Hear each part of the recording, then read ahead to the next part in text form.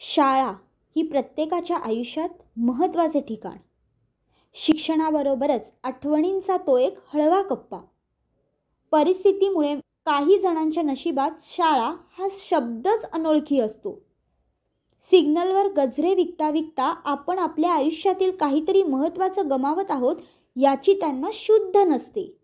पण या मुलांनाही काहीतरी करण्याची जिद्द असते, तशी संधी मिळणंही आवश्यक असते. हे ओळखूनच ठाण्यातील भटू सावंत यांनी ठाणे महापालिकेच्या साथीने ठाण्यात सुरू केली ही सिग्नल शाळा. माझे नाव आहे शैला देसले. मी इथे 1ली ते 4थीचा वर्ग सांभाळते. या शाळेमध्ये सकाळी 8:30 वाजता मुलांना घेण्यासाठी प्रत्येक सिग्नलवर बस जाते सकाळी, आणि मग ती येऊन 9 वाजेपर्यंत शाळेमध्ये सगळी मुलं येतात. आल्यानंतर सगळी मुलं अंघोळ करतात, ब्रश करतात. त्याच्यानंतर इकडेच आम्ही धुतलेले युनिफॉर्म त्यांना घालायला देतो, जे इकडेच क्लीन केले जातात. त्यांच्यासाठी स्पेशल लॉकर ठेवले आहे, त्याच्यामध्ये त्यांचे घरचे कपडे किंवा त्यांचं वैयक्तिक काही सामान असेल ते तिथे त्याच्यामध्ये ठेवतात. त्याच्यानंतर बरोबर 10 वाजता त्यांना पौष्टिक असा नाश्ता त्यांना दिला जातो. त्याच्यानंतर प्रार्थना होते, आणि नेहमीप्रमाणे जशी म्हणजे इतर शाळांमध्ये शाळा चालते त्याप्रमाणेच वेगवेगळ्या इथे वर्गखोल्या आहेत. त्या वर्गखोल्यांमध्ये वेगवेगळ्या ॲक्टिव्हिटीज म्हणजे कृतीयुक्त शिक्षण देण्याचा आम्ही प्रयत्न करतो. जसं आहे आमच्याकडे रोबोटिक लॅब आहे, व्यवसाय प्रशिक्षण केंद्र आहे, त्याच्यानंतर आहे स्पोर्ट्स आहेत, आणि जसं पाठ्यपुस्तकातील अभ्यासक्रम शिकवला जातो त्या पद्धतीने आम्ही ते जास्तीत जास्त कृतीतून शिकवण्याचा प्रयत्न करतो.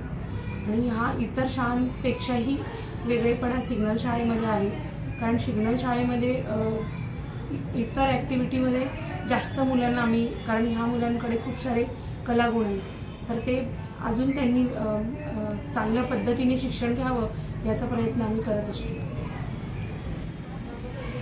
ठाणे महानगरपालिका आणि समर्थ भारत व्यासपीठ यांच्या संयुक्त विद्यमाने सन 2016 साली सिग्नल शाळा नावाचा एक अभिनव उपक्रम सुरू झाला.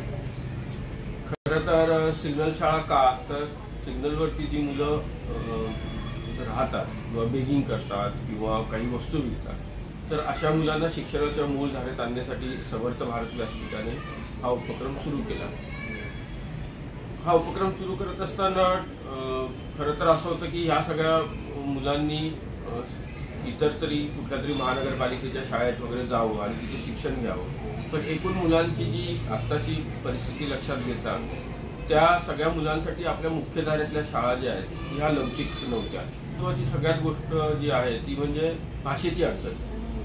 तर ही सगळी मुलं त्यांच्या पारधी भाषेत बोलत असत, आणि आपण हे एखाद्या शाळेत जातील तर तिथे संवाद होऊ शकत नाही, कारण मुलं काय बोलतात ते शिक्षकांना कळणार नाही, शिक्षक काय बोलतात ते मुलांना कळणार नाही, आणि जर संवादच नाही झाला तर शिक्षण कसं होणार.